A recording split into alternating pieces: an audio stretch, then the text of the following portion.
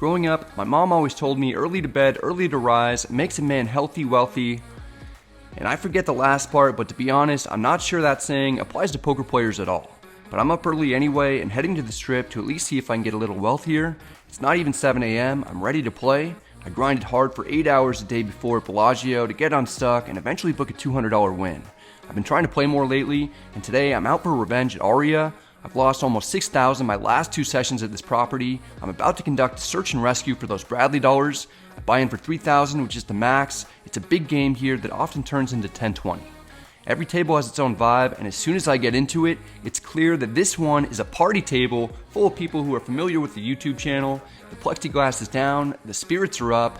Rocco is the guy on my right who seems to be having the time of his life. The girl on the left is Poker Bunny. She's likely going to be playing on Poker After Dark soon. She told the table that she's going to be more popular than me in a few years, which I don't have any trouble believing. I'm pretty sure that my audience, that consists of 99% dudes, would rather watch her talk about hands for 15 minutes over me any day. To round out the rest of the table, we have Josh in the 1 seat and his buddy Fee from Tampa on his left. There's a guy you can barely see in the middle, but he clearly gives zero fucks about the vlog. We've got a great group of people here. I almost feel like we should all pick up and go straight to a day club. I'm sure the 4 seat will loosen up if he gets a big drink and hears some electro beats. The reason that I didn't do an intro for this episode is because Rocco is right about to do it for me.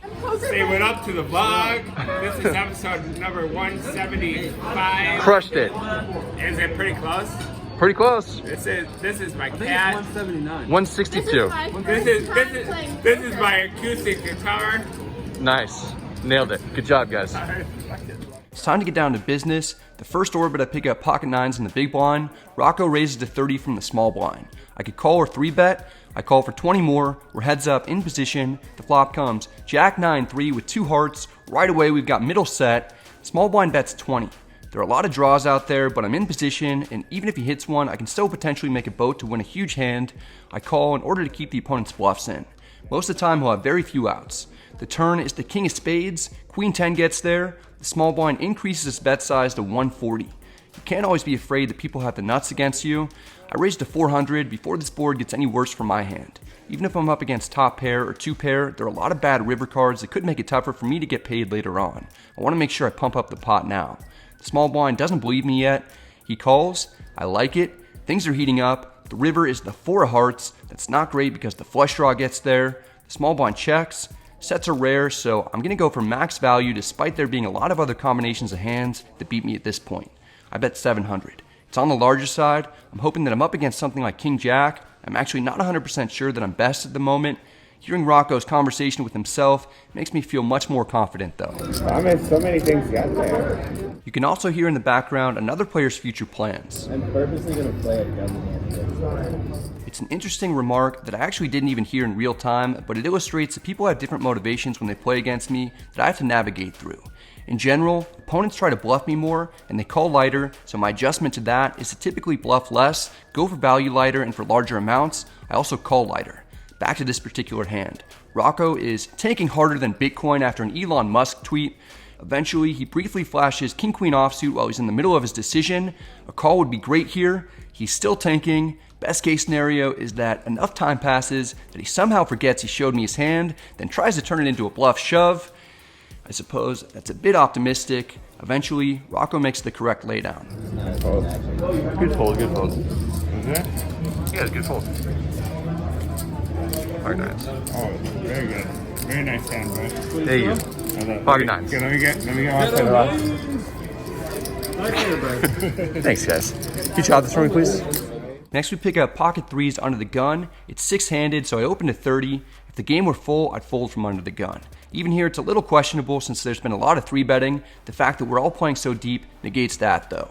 The cutoff indeed 3-bets to 120. That's strong when he does that over the top of my early position raise. The small blind cold calls. I'm definitely not giving up under these circumstances. I call with hopes of drilling my second set of the day. The flop comes King 7-4 with 2 hearts. Not great for us. I check. The cutoff down bets to 100. The small blind calls. I fold. Not very interesting, but these types of hands happen all the time that don't make it in the vlog. It's good to include them occasionally just so that people have an idea of what they're missing. Or really what they're not missing. A while later, we're dealt ace-9 of hearts on the button. There's an under-the-gun straddle. The hijack is first to act. He min-raises to 40. I see Rocco hesitate a little, then he 3-bets to 200 from the cutoff. It seemed as if he was contemplating a call, but likely knows that could look weak to other players if he just flats a min raise. He's been drinking, but he's actually played pretty reasonably so far. I could certainly fold, but I have a suited ace in position. I might have the best hand, and if Rocco has a hand he was unsure about 3-betting with, he likely will fold to a 4-bet. I know that he watches the channel. It's extremely rare that I cold 4-bet as a bluff on video, so maybe I'll get even more credit than normal. I go for it and make it 580. I don't suggest that anyone try this. The hijack folds. Rocco is again in the tank. Ultimately, he calls. I'm surprised to see that. Perhaps my read on the situation is incorrect, and he actually has a strong hand like ace-king, ace-queen suited, maybe queens, jacks, or 10s. We're heads up in position. The flop comes Queen 9-7 with 2 clubs. We've got middle pair, but the range of hands that I put my opponent on are all beating me except for ace-king. The cutoff checks. I want to get to showdown as cheaply as possible at this point. I check back for pot control. The turn is the 6 of clubs. That one certainly doesn't help us. The cutoff isn't checking. This time he bets 500. I'm on the fence about whether to call or not. I'm pretty much wrong all the time when I try to bluff catch. I could potentially already be drawing dead if he has a flush or pocket queens. Even if we're ahead and he has 1 club, he'll have a lot of outs. I feel like I torched 580. I don't want to make the situation worse by digging a deeper hole. I cut my losses and fold. We get some very, very bad news. It turns out our read pre-flop was correct, but there are additional hands other than ace-king that we were ahead of on that board that Rocco would call a 4-bet pre-flop with. What'd you have? Pocket 8s? Yeah. For the vlog? Am I gonna get 2 hands on the vlog? Yes. Rocco, you're going to get more than 2 hands on the vlog because now I need to get revenge against you for that bluff with the worst pair and an open-ender. I'm not sure when exactly, but know it's coming. If I don't get you this session, which I promise I will do my absolute best to, just know I will follow you to your hometown and play every day in your local casino for you to show up just to get you back for that little stunt that you pulled. For now, let's do a Jameson shot though. I actually initially refused this drink for a variety of reasons, but the cocktail waitress accidentally brought me one anyway. Rocco didn't need an extra one, and I didn't want it to go to waste. Empty stomach. Cheers, 8 in the morning shots. I'm blessed. Poker Bunny comes over just to make sure that her stuffed animal Pokemon that she brought to the casino gets some airtime. I'm not too impressed with it though. There's a straddle on, and this one we're playing 5-10-20, and we've got ace-king offsuit on the button. The hijack limps in, he was first to act. Rocco flats the 20 in the cutoff. I raised to 150. The big blind calls. The first limper in the hijack calls. It's on Rocco. He's not messing around. He limped 3-bets to 850. I started the hand with about 25-70. I'm close to the best hand that I'll ever have. Rocco already bluffed me once today. This seems like a perfect time for him to attempt another one, but I'm not going to let him. I 4-bet jam for nearly 130 big blinds effective. While the big blind is tanking, Rocco doesn't look like a guy who's too upset about getting 4-bet jammed on. His calmness is freaking me out. The big blind folds, the hijack folds. Rocco wants to do something before making his decision, and I'm just gonna let this roll for a while. Cool. I call. Alright. You have aces? No. Okay. Once or twice? What do you got? Okay, well, now you flipped it up, so I feel like we have to do it once. Okay. You can go once. Right, I called. Alright, we're going once. How do you have kings there? We going once? We're going once. Once? Apparently.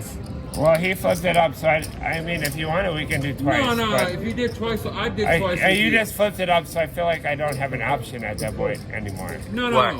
Because you flipped it up already, Hey, so I see what you see, so it's like I can make my decision based on my hand versus what you Just do have. whatever you guys want, man. If you want to do it twice, we can do it twice. Alright, let's do it twice. Let's do it We're gonna twice. do it twice. I We're like gonna it. do it Twice. twice. Okay, I didn't want me to make the decision. Once. based on- Once is good. I just want to. We're in a pot well over $5,000. We get it in bad, then absolutely smash the first flop when it comes ace-a6 rainbow. We have the opponent drawing dead since there's only one more king in the deck, and if it hits, I'll have a bigger boat than he will. The problem is that for the second board, I only have 1 out left. Because of that, there's a good argument for only running it once when you're in a situation like ace-king versus kings. At least we're guaranteed to win half the pot. We're free rolling the rest of it. The second flop comes out jack-6-5 rainbow. Not much help. The turn is the 3 of hearts. The river looks like an ace, but it's a deuce. We chop up the other player's money. I'm okay with it. It doesn't appear that Rocco is too upset about it either. One time. No, twice. twice better. Some people may not like me getting it in for that much money with ace-king pre-flop, but those people are nits and don't realize when there's a straddle and you're playing against someone like Rocco, you just have to. He happened to be at the top of his range this particular time. Later on in the session, I see him call off a huge jam for 2,000 effective with king-queen offsuit. It was one of the craziest things that I've seen, made crazier by the fact that he flopped a straight on the first board with a royal flush redraw, then lost the second board for another chop against someone else with ace-king. It made me feel a lot better about my hand with him. He's a wild guy for sure. Here we have Jack-10 suited in the cutoff. It's another straddle pot. Rocco's in the hijack, and his first to act, he limps in. I'm not falling for that again. I flat to avoid another big limp 3-bet. The under the gun straddler raises to 60. This shouldn't accomplish a whole lot for him other than to make a larger pot that he'll have to play from out of position. Rocco actually folds, which I'm super surprised by. I call for 40 more. We're heads up in position. It's 9-8-7 with 2 hearts. We flop the nuts. The under the gun player bets 70. A big part of me wants to call, but there are just way too many bad turns. I tend not to slow play most straights for that reason. I raise to 230. The opponent doesn't have anything, he folds right away. That'd be the last hand that we'd win for a while. The stack would dip to 2,400, then I'd add on for 600 and pick up 10-9 suited under the gun. I raise to 30, the cutoff calls, and the small blind calls. Rocco 3-bets to 210 in the big blind. I mentioned earlier that I have to get him back. This seems like a fun spot to do it in. I call solely for revenge purposes. If I have the chance, I'm definitely going to bluff him, even if I have to bet big. The other 2 players fold. We're heads up in position in what's already a large pot. The flop comes ace-8-6 rainbow. We have a gutter and a backdoor flush draw. This is the kind of situation that I was waiting for. The big blind down bets to 180. That's not very much. I don't necessarily need to turn my hand into a bluff just yet. I call to see if I can drill the gutter or turn a flush draw. Neither happen. Something else good takes place though. The turn is the queen of diamonds. We pick up a double gutter. Rocco seems concerned and checks. He should be concerned because I could have all the sets aside from aces and I can have ace queen. There's some chance that he could have a big hand himself, but I'm not passing up this opportunity to completely punish him while I have a draw to the nuts. He's been telling me all day that he feels like he knows my game well because he's seen so many of my videos. Well, it's time to throw him for a loop. He's probably never seen me play a hand quite like this. In fact, most of the time I'll be incredibly strong in this spot when I bet 530 on the turn. Even if he has ace-king, he shouldn't love it, plus all of outs. The one thing that I don't want to see is a jam for 1100 on top.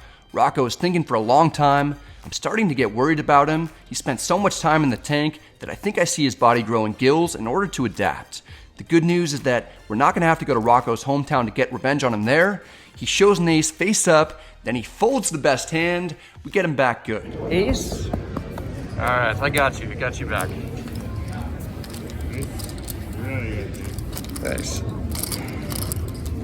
Tell this for me, please. It was shove or fold there at that point. I'm glad Rocco didn't shove. He'd later tell me that he had ace-jack. Him and I are about even on the day against each other. He dropped some timely knowledge before we get involved in the next hand. It's really easy to play aces. Raise. You gotta play. That's fantastic news for us because that's what we've got in the small blind. Under the gun +1 is min raised to 20. I can't let him get away with that. I 3-bet to 80. The opponent almost immediately calls for 60 more. We're heads up, out of position. The flop comes queen 8-6 rainbow. I'm just going to bet until I get raised. I make it 110 to go. That doesn't scare the opponent. He calls. Maybe he has something like queen jack. The turn is the king of clubs. That's not a very good card. If he has a queen, he won't love it unless he has king queen, and that has us beat. Still, I'm sticking with the plan. I bet 230. That's too much. The player folds. We're in for 3,600 total, so we're almost even on the day.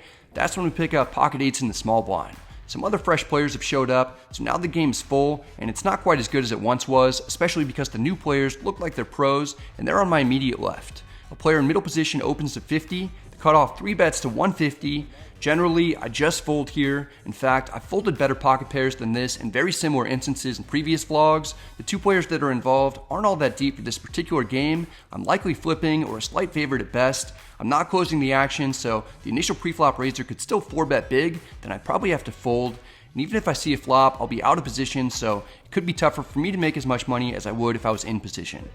I cold call from the small blind anyway, which is bad. It's a lot more fun though. Arguments for calling include the fact that the 2 other opponents involved are some of the weaker players at the table. I could actually be best right now with a pair. If I'm not and I improve, I'll likely be able to stack someone else in the hand. There's a better than average chance that the opponent behind me will just flat for 100 more, so I was essentially getting 2 to 1 on a call with big implied odds. The middle position player indeed calls. We're going 3 ways to the flop. It's 6-6 deuce rainbow. We at least have an overpair.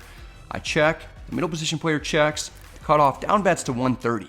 See what I've gotten myself into? I could easily be in 3rd place, and there are only 2 turn cards that I want to see. It should look really strong, like I have queens, jacks, or 10s when I cold call a 3-bet pre-flop from the small blind, so I wouldn't expect the cutoff to be bluffing on the flop very often, especially into 2 opponents. I can't fold for 130 though, and this is how one mistake pre-flop can cause you to lose way more down the line.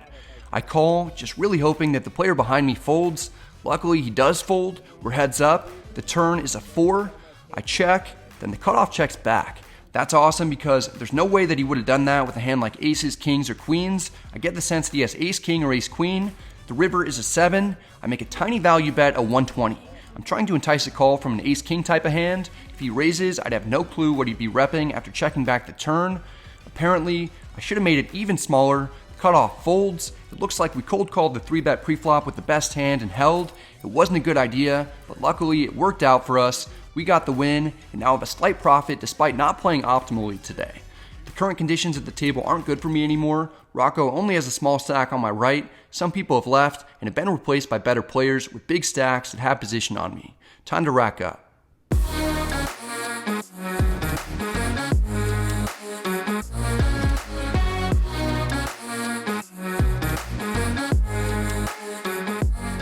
What a morning today. 170 over a couple hours. Played at Bellagio yesterday. I won 200 over like 8 hours. It was a really, really long session and there weren't very many interesting hands. I was stuck 700 at one point, just slowly bleeding, losing like $100 and $200 pots at a time, and then started winning at the end. Just the last couple vlogs haven't been really all that interesting, so I didn't want to make an episode of that. Luckily, come here today and there's all kinds of interesting hands. So shout out to Rocco for making the vlog interesting. But just don't do some of the things that I did today. It was a weird session, but luckily it worked out and I got away with a victory. That's it for this one, guys. I hope you enjoyed it. If you did, remember to hit the like and subscribe buttons because it does help out the channel and I really appreciate it. If you have any questions or comments, feel free to let me know in the comment section and I'm happy to get back to you. I'm pumped up because I'm about to go to the Golden Knights game. It's the first playoff game against the Minnesota Wild and I just got tickets like a second ago, very last minute, but it should be a lot of fun. I'm going with my girlfriend. And then, let's see, we are doing meetup games. Meetup games are back, so excited for that as well. Andrew and I are going to Texas Card House Properties in Rio Grande Valley, June 4th and June 5th. Then from there, we're going to Dallas, June 8th and June 9th. So if you're able to make it out, then, do so. We're gonna hang out and play some poker. We're gonna have bomb pots. It's gonna be a lot of fun. I'm really excited to have those back. All right, guys, good luck at the tables. Hope you're all doing well. Stay safe, and I'll see you next time.